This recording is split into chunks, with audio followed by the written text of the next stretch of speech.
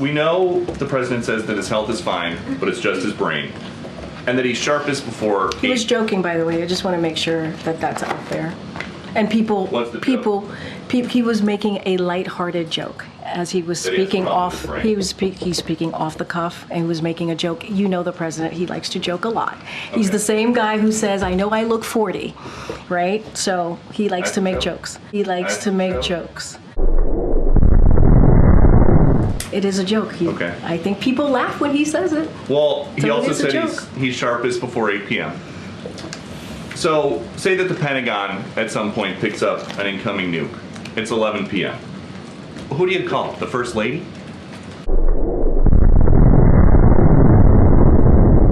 He has a team that lets him know of any news that is pertinent and important to the American people.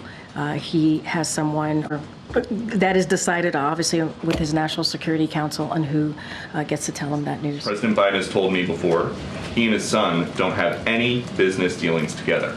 So what is Hunter Biden doing in White House meetings? Are you talking about the meeting where they came together from Camp David and the two of them walked to the president's meeting and he was there? Don't you love how Karine just tries to act like, oh, they just happened to be arriving back from Camp David and Hunter just happened to walk into the meeting? But DOOCY responds with a report that says much more than that, and then she has to backpedal a bit. The best part, though, is to come here, where DOOCY finally asks the question all of us wanted to ask Karine. Is Biden avoiding taking this cognitive test because he knows he'll then have to step down? There's a report that aides were struck by his presence during their discussions. Look, I'm certainly not going to get into private conversations that occur. Can you say if Hunter Biden has access to classified information? No. And are you guys just not, since February, testing President Biden for Parkinson's or for dementia? Because if he gets a bad result, it's all over that day.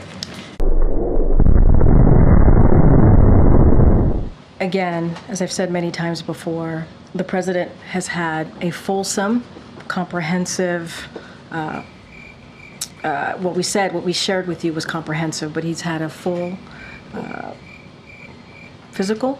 We've shown the results of those physicals this past 3 years. We showed it just 4 months ago.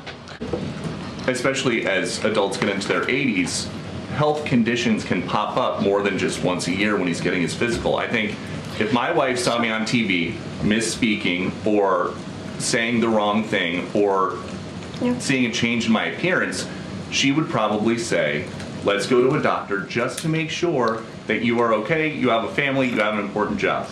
Why doesn't anybody in the president's family urge him just to go to get checked out to say the coast is clear? Okay, so just to step back just a little bit, because I think you weren't in the briefing room last week. I don't want to go backwards, but just to share a little bit about that night. The president said it was a bad night.